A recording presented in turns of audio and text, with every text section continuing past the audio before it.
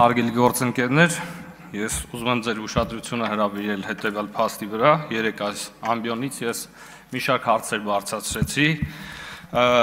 ի թիվս որոնց ամենակարևորը թերևս հետևյալն էր, եւ այդ հարցը ուղղված էր բոլոր մեր ընդդիմադիր պատգամավորներին, հարցը հետևյալն էր, թե արդյոք դուք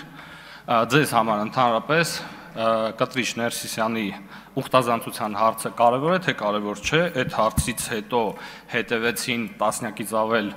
ընդդիմադիր պատգամավորների ելույթներ, այդ հարցին պատասխան այդպես է չստացանք, եւ թերևս այսուհետ էլ ակնկալ էր, որ այդ հարցին անդրադարձ կլինի անիմաստ է, հետեւաբար պարոն Հովհաննիսյան, անհույս է այդ հարցին պատասխաններ մենք չենք ստանալու այստեղից, եւ ժամանակը օգտագործելով ուզում եմ անդրադառնալ մի քանի հնչած մտքերի, երբ պարոն Մամիջանյանը եւ մեր այլ ընդդիմադիրներ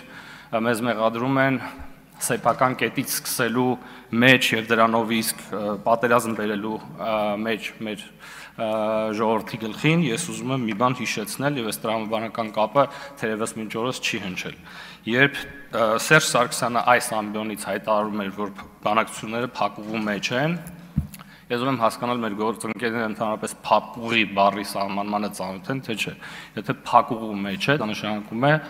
շարունակելու հնարավորություն այդ կետից չկա, տրամաբանորեն պետք է սկսել նոր կետից, ես կարծում եմ, սա տրամաբանական ուրեմն հետևություն է, որը մեր գործընկերները հետևողականորեն չեն կարողանում անել, եւ վերջինը, հարգելի գործընկերներ, ես նաեւ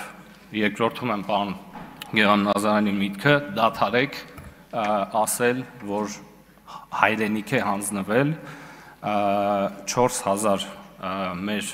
տղաներ զոհվել են այդ պատերազմի ժամանակ, իրենց կյանքն են տվել դրա համար, եւ հանձնել բառը այստեղ մեղմ ասած տեղին չէ, դրանով դուք վիրավորում եք եւ արժեզրկում եք այդ զոհությունները։ Շնորհակալություն։ Շնորհակալություն։